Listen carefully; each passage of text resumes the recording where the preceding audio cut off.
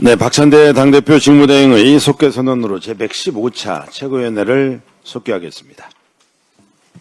제115차 최고위원회를 속개합니다. 먼저 박찬대 당대표 직무대행의 모두 발언이 있겠습니다. 국민의 먹고 사는 문제가 위협받고 있습니다. 지난 5월 구직자 1인당 일자리 수가 IMF 외환위기 이후 27년 만에 최악을 기록했습니다. 한 곳에 일자리를 두고 약 3명이 경쟁하고 있는 셈입니다. 청년부터 은퇴한 어르신까지 일자리 찾기에 매진합니다. 또 전 연령층의 소비가 줄어들며 소상공인들의 어려움이 지속되는 악순환도 반복되고 있습니다. 이처럼 경기 침체는 사회적 약자와 취약계층에게 더 가혹합니다. 그런데 지난 정부의 예산 중 취약계층과 청년 지원에 쓰이는 예산이 불용된 것으로 나타났습니다. 저소득층을 위한 에너지복지지원금, 기초연금 확대, 청년 진로 및 취업 지원 예산 등 사업비 불용의 규모가 1조 원에 달합니다. 지난 정부가 책임감 있게 예산을 집행하고 세수 결손이 크지 않았다면 취약계층과 청년들의 피해는 줄어들 수 있었을 것입니다. 지금이라도 바로잡아야 합니다. 국민의 먹고 사는 문제를 해결하기 위해 국회는 국회가 해야 할 일을 다하겠습니다. 민생 추경으로 국민의 삶에 온기를 불어넣고 국민이 민생 현장에서 체감할 수 있는 정책을 마련하는 일에 총력을 기울이겠습니다. 추경을 통해 민생뿐만 아니라 대한민국 미래를 위한 투자도 멈추지 않겠습니다. 미래 먹거리에 대한 투자를 하지 않는다면 내일은 또 다른 두려움이 될 것입니다. 지금 우리나라의 AI 기술은 중대한 도전에 직면해 있습니다. 최근 하버드대 케네디 스쿨 벨퍼 센터가 발표한 핵심 및 신흥기술 지수 2025 보고서에 따르면 현재 우리나라 AI 기술은 세계 25개국 중 9위에 불과하다고 합니다. 우리의 기술력과 인적 자원은 우수하지만 아직 가야 할 길이 멉니다. 이재명 정부는 출범과 동시에 AI 수석비서관 자리를 신설하며 관련 산업에 전폭적인 지원을 하겠다는 강력한 의지를 드러냈습니다. 정부와 국회가 함께 투자와 지원을 아끼지 않는다면 대한민국의 AI 경쟁력은 세계에서 우뚝 설 수 있을 것입니다. 늦었다고 생각할 때가 가장 빠른 법입니다. 민주당은 집권 여당으로서 이재명 정부의 미래를 위한 투자를 적극적으로 뒷받침하겠습니다. 대한민국의 AI 기술이 세계를 선도할 수 있도록 최선을 다하겠습니다. 네, 다음으로 전현희 최고위원회 발언이 있겠습니다. 마침내 내란, 김건희, 최혜병 3특검법이 국무회의를 통과했습니다. 윤석열 정권의 거부권 행사로 굳게 닫혀있던 국민적 의혹에 대한 진상규명의 문이 활짝 열린 것입니다. 3특검법 시행은 불의를 단죄하고 정의를 바로 세우는 첫걸음입니다. 특히 내란 심판은 국민께서 이재명 대통령을 선택한 주요 이유이기도 합니다. 국민의 총불위를 겨눈 내란, 권한 없는 자의 국정농단, 최혜병 순직 사건 수사 외압까지 모든 의혹의 진상을 낱낱이 밝혀야 합니다. 성역 없는 특검 수사로 내란 세력, 국정농단 세력, 수사 외압 세력 모두 법의 심판대에 세워 정의가 살아 숨쉬는 진짜 대한민국을 만들어야 합니다. 윤석열 정권의 용산 대통령실 이전은 지난 정부가 처음부터 잘못되었음을 알리는 신호탄이었습니다. 국민을 무시하는 오만한 결정 때문에 최소 수백억에서 수천억 이상의 천문학적 국민 혈세가 낭비되었습니다. 용산 졸속 이전으로 야기된 국민의 혈세 낭비에 대해서 반드시 진상을 규명해서 책임을 묻고 구상권을 청구해야 할 것입니다. 윤건희 부부의 주술에 의존해서 국고를 낭비한 범죄 행위 의혹의 진상을 철저히 규명하고 그 책임을 물어야 할 것입니다. 서울고등법원에 이어서 서울중앙지법 대장동 사건 재판부도 헌법 제84조에 의해서 재판을 연기했습니다. 헌법 정신과 국민 선택을 존중한 지극히 당연한 결정입니다. 대통령의 불소추 특권은 안정적인 국가 운영과 국민 주권을 위해서 헌법이 보장한 권리로 정치적 유불리를 따질 문제가 아닙니다. 나머지 사건 재판부도 오직 헌법에 따라서 조속히 재판 연기 결정을 내려주시기를 당부합니다. 사법부의 합헌적 결정에도 신임 대통령의 발목 잡기를 끊임없이 시전하는 국힘은 헌법 위에 군림하는 정당인지 묻고 싶습니다. 헌법을 파괴하고 민생 경제를 완전히 파탄낸 내란 정당이 반성은커녕 침몰하는 대한민국 호를 구하기 위해서 고군분투하는 대통령 헐떡기에만 골몰하고 있습니다. 이미 국힘은 대선에서 주권자인 국민의 투표로 국민의 심판을 받았습니다. 그럼에도 계속해서 헌법과 국민 주권을 무시한다면 더 혹독한 헌법의 심판을 각오해야 할 것입니다. 이상입니다. 네, 다음으로 한준호 최고위원의 발언이 있겠습니다. 네, 오늘 국회 교육위원회에서는 리박스쿨 사태와 관련한 현안 질의를 할 예정입니다. 그런데 이주호 교육부 장관이 출석을 하지 않는다고 하는군요. 그 이유를 들어보니까 기가 막힙니다. 김영호 교육위원장이 페이스북에 올린 불출석 사유서에 따르면 이주호 장관은 지난 6월 4일 국무위원 전원이 대통령께 사의를 표명한 이후 교육부 업무 관여를 최소화하고 있다라는 핑계를 대면서 불출석을 양해해달라라고 전해왔습니다. 저도 재선 의원으로서 윤석열 정권 장관들의 불출석 사유서, 이 억지스러운 불출석 사유서를 수탁해봤지만 사의 표명을 했는데 반려되어서 일을 안 하겠다 이런 핑계는 처음 봅니다. 본인이 불출석 사유서에도 명기를 했듯이 이재명 대통령께서는 이주호 장관의 사의를 반려했습니다. 대통령께서 그렇게 결정하신 이후에는 하던 일을 계속하라라는 뜻이 담겨있지 않겠습니까? 이주호 장관은 그 자리에 앉아있는 이상 교육부 장관에 걸맞는 책무를 다해야 할 것입니다. 누구 마음대로 최소한의 업무를 한시적으로 수행을 하겠다는 것입니까? 국무위원이 대놓고 사보타주 즉 태업을 하겠다는 것인데 국민의 평가가 두렵지 않습니까? 언론계 시민사회는 물론이고 온 국민이 사퇴하라고 촉구를 하고 있는 이준석 방통위원장은 꼬박꼬박 국무회의에 참석이라도 하게 하는데 정작 사의가 반려된 이주호 장관은 왜 해야 할 일을 안 하겠다라고 버티는 것입니까? 그렇기 때문에 의심이 가는 것입니다.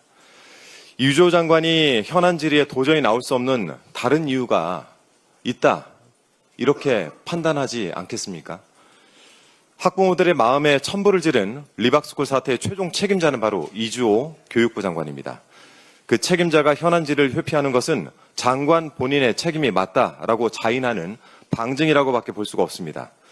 국민께 머리 숙여 사죄를 드려도 모자랄 상황이고 지금까지 확인된 사항을 국민께 낱낱이 보고 드려도 시원찮을 판입니다. 다시 한번 이주호 장관께 교육위 전체 회의에 출석할 것을 강력히 촉구합니다. 혹시라도 의사결정에 어려움이 있을까 봐 제가 참고할 만한 헌법 및 법률 조문 몇 가지를 좀 말씀드리겠습니다. 우선 우리 헌법과 법률에서는 공무원의 성실 의무를 분명하게 규정하고 있습니다. 대한민국 헌법 제7조 공무원은 국민 전체에 대한 봉사자이며 국민에 대해 책임을 진다라는 조문이 명시되어 있고 이에 따라 국가공무원법 제56조에서 공무원의 성실 의무가 명시되어 있습니다. 대한민국 교육부 수장으로서 공무원으로서 주어진 직분을 다하면서 마지막까지 모범을 보이시기 바랍니다. 그리고 대한민국 헌법 제62조에서는 국회나 그 위원회의 요구가 있을 때 국무위원이 출석 답변해야 한다. 이 사안이 의무로 명시되어 있습니다. 그리고 국회법 제121조에도 그 절차를 구체적으로 규정을 하고 있습니다. 즉 이주호 교육부 장관은 헌법과 법률에 따라 교육위 전체 회의에 출석을 해야 합니다. 이주호 장관은 리박스쿨 사태에서 결코 자유로울 수 없다는 점 다시 한번 말씀드립니다. 아울러 오늘 드리는 말씀은 모든 국무위원들께 해당이 됩니다. 떠나는 그날까지 모든 국무위원들은 자신의 책무와 책임을 회피하지 말아야겠습니다. 이상입니다. 네, 다음으로 김병주 최고위원의 발언이 있겠습니다. 내란 특검법, 김건희 특검법, 최상병 특검법, 이른바 3대 특검 법안이 어제 국무회의를 통과했습니다. 그동안 윤석열의 거부권에 막혀 그 빛을 잃어가던 진실의 등불이 다시 힘을 받게 됐습니다. 그 불꽃이 활활 타오를 수 있도록 특검 후보자 추천 등 민주당이 해야 할 절차를 빈틈없이 챙기겠습니다. 지난 3월 전투기 2대가 포천 민가에 폭탄을 투하하는 사고가 발생한 바 있습니다. 이른바 포천 전투기 오폭 사고입니다. 너무나 황당하고 어이없는 사고였습니다. 그런데 최근 또 군에서 어이없는 사고가 발생했습니다. 군인이 잃어버린 소총이 민간인에 의해 발견되는 황당한 일이 벌어진 겁니다. MBN 보도에 따르면 대구에 있는 한 부대의 부사관이 업무차 렌트카를 빌린 뒤 총을 차에 두고 반납했습니다. 그런데 군은 사흘이 지나도록 소총이 사라졌다는 사실을 알지 못했던 것으로 전해졌습니다. 소총을 발견한 민간인의 신고로 분실 사실을 알게 됐고 그제야 총기를 회수했다고 합니다. 군에서는 총기의 수량과 반납 여부를 불출대장을 통해 매일매일 기록하도록 되어 있습니다. 사흘이나 총기가 방치됐다는 건 이 같은 매뉴얼이 지켜지지 않았다는 의미입니다. 생명과 직결될 수 있는 총기 관리에 총체적인 부실이 드러난 겁니다.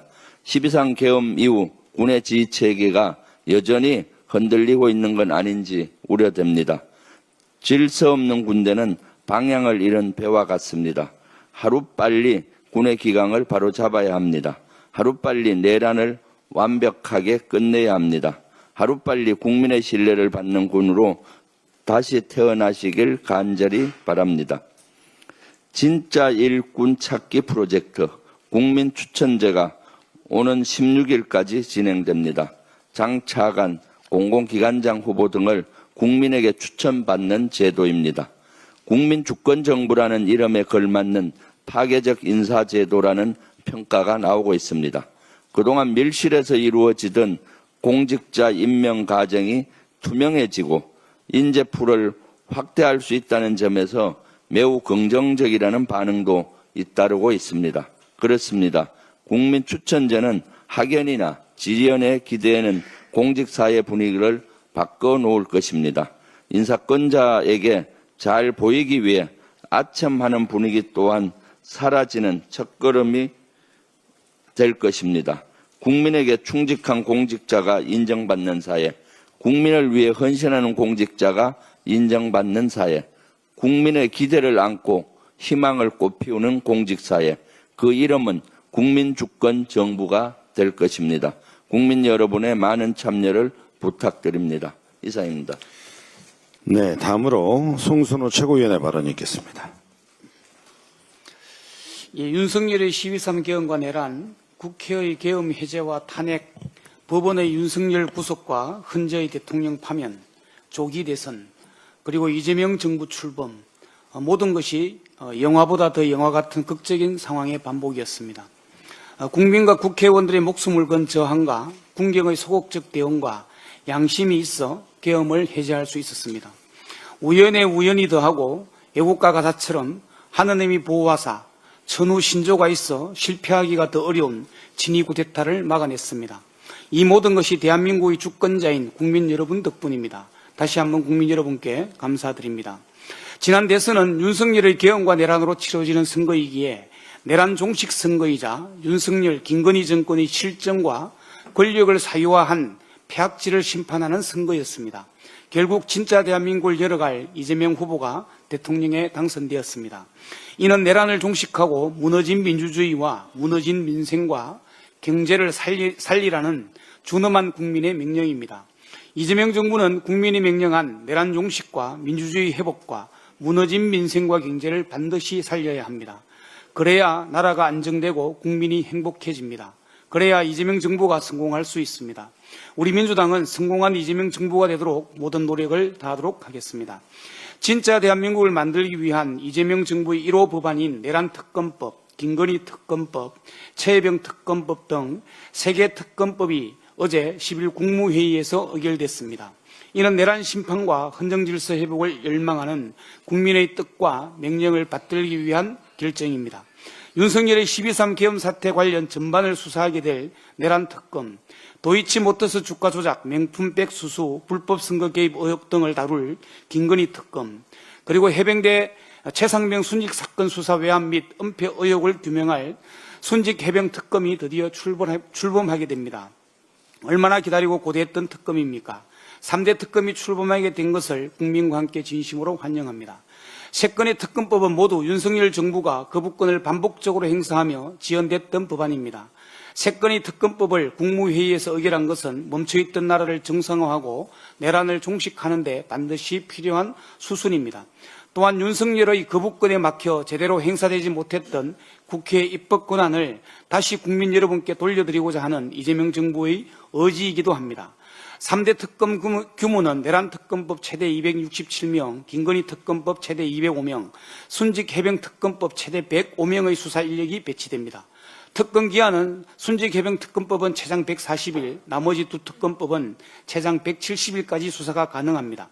이재명 정부가 1호 법안으로 특검법 체계를 심의 의결한 것은 대선으로 확인된 내란 심판과 헌정질서 회복을 원하는 국민의 명령에 따른 것입니다. 모든 권력은 국민으로부터 나온다는 국민주권 정부의 당연한 결정입니다. 이번 특검을 계기로 윤석열 정권 하에 일어난 모든 악행들의 진상이 제대로 밝혀지길 기대합니다. 공이 있는 자에겐 상을 주고 죄가 있는 자에겐 벌을 주는 상식이 통하는 사회가 되기를 기대합니다. 사람이든 물건이든 있을 자리에 있어야 합니다. 그렇지 않으면 질서가 무너지고 엉망이 됩니다. 국정운영의 최고 책임자 대통령이라는 자리는 더욱 그렇습니다. 자질과 능력도 갖추지 못한 자가 대통령의 자리에 있는 3년 동안 대한민국의 모든 것이 무너진 것을 우리는 똑똑히 경험했습니다. 있을 자리에 있지 않았던 내란 우두머리 윤석열과 그의 내조자 김건희는 과연 어떤 벌을 받을지 궁금해지는 날입니다. 신상필벌은 사필 규정입니다. 이상입니다. 네, 다음으로 홍성국 최고위원의 발언이 있겠습니다. 주가가 4월 9일 이후 쉼없이 올라서 4월 9일 대비 27% 그리고 지수로 놓으면은 무려 600포인트나 올랐습니다. 6월 들어서는 단 하루도 빠지지 않고 주가가 200포인트나 올랐습니다. 경제는 달라지지 않았습니다. 그런데 주가는 왜 오를까요? 이는 이재명 대통령이 나라 살리기 공약에 대한 신뢰가 바탕이 되었다고 생각합니다. 이와 마찬가지로 누가 어떤 정책과 어떤 시각을 가지고서 정부를 경영하느냐에 따라서 우리 자산시장이 크게 변동한다는 것을 보여주고 있습니다. 이러한 생각들은 국내인만이 아니라 외국인에서도 나타나고 있습니다. 6월 들어서 어제까지 불과 5거래일 만에 외국인 투자가들은 코스피에서 3.6조 원, 코스닥에서 4천억을 샀으니까 약 4조 원의 돈이 해외 투자가들부터 유입이 되었습니다. 주가가 오르면 이게 남의 얘기 같은 분도 많으실 거예요. 우리나라 주식 투자가를 1,400만 명으로 보시고 가족까지 합치면 우리나라 국민의 한 절반 정도가 주식 투자를 하고 있으니까 이분들만 혜택을 보는 게 아닐까라고 생각하실지 모르지만 주가가 올라가게 되면은 우리가 흔히 얘기하는 부의 효과, 웰스 이펙트라고도 합니다. 자산이 늘어나니까 소비가 증대돼서 많은 분들한테 국민 경제 전체에 영향을 줍니다. 조금 시간은 됐지만 2018년 조성원 교수의 논문에 따르면 주가가 1% 오르면 소비는 단기적으로 0.03% 늘어난다고 합니다. 그럼 주가가 한 20% 정도 올랐으니까 이걸 계산하면은 약 7조 원 정도의 소비 증대 효과가 있습니다. 정책은 그리고 투자가들이 무엇을 바라보느냐에 따라서 투자와 소비 심리에도 큰 영향을 줍니다. 상황이 이러하니까 한국 증시는 이제 풍부한 유동성 그리고 수급도 상당히 좋아졌고요. 뭐니 해도 정책 기대감까지 해서 3박자로 이어지고는 있습니다. 그런데 가장 중요한 펀더멘탈 경제 체력이 좋아지지는 않았습니다. 여전히 어렵습니다. 이것은 이재명 국민주권 정부가 풀어야 할 시대적 책무입니다. 이러면 펀더멘탈 경제를 회복하기 위해서 경제까지 좋아지게 되면은 고 송대관 가수가 얘기해서 네 박자를 갖추게 되는 겁니다. 그런데 이 네 박자에서 가장 중요한 한 박자가 안 돼 있는데요. 그 단초는 오늘 방금 전에 발표된 고용지표에서도 분명히 확인이 되고 있습니다. 5월에 24만 명 정도의 일자리가 늘긴 했습니다. 그런데 청년들이 가장 선호하는 제조업은 2년 반째 감소세를 보이면서 5월에도 6만 7천 개가 줄었고요. 건설은 뭐 아시다시피 10만 6천 개, 음식 숙박업 6만 7천 개, 뭐 이렇게 줄었습니다. 반면에 일자리가 늘어난 데는 보건사회복지 23만 개, 전문과학기술 서비스업 11만 개, 그리고 60대 이상 일자리가 37만 명 정도가 늘었습니다. 이걸 결론으로 말씀을 드리면 청년 일자리를 살리기 위해서도 제조업이 필요하다. 고령자들한테 더 많은 복지 수요가 들어가야 된다. 그리고 내수는 여전히 어렵다. 그다음에 복지 수요가 증대되고 있고 전문 과학기술 쪽에서도 일자리가 11만 개 정도 늘었기 때문에 이재명 정부가 해야 될 것은 청년 일자리, 제조업, 그리고 고령자를 위한 복지 중심, 그리고 내수를 살리는 것, 그리고 AI를 비롯한 전문 과학기술에 대한 투자를 늘리는 것입니다. 누가 봐도 이것은 시대의 흐름이고 이것이 바로 이재명 정부의 과제라고 생각합니다. 이러한 문제를 해결하기 위해서는 시장들이 이렇게 바뀌고 있고 여기에 맞춰서 이재명 정부도 열심히 나가겠지만은 가장 중요한 것은 국민 여러분들의 성원과 지지가 필요하고 공감이 필요합니다. 코리아 디스카운트를 코리아 프리미엄으로 만들기 위해서 국민 여러분들한테 절대적인 지지를 다시 한번 부탁드립니다. 경제는 민주당입니다. 네. 이상 발언을 모두 마치고 당대표 직무대행께서 폐회를 선언하시겠습니다. 네. 최고위원회 들어올 때마다 항상 경제판을 보는데, 네.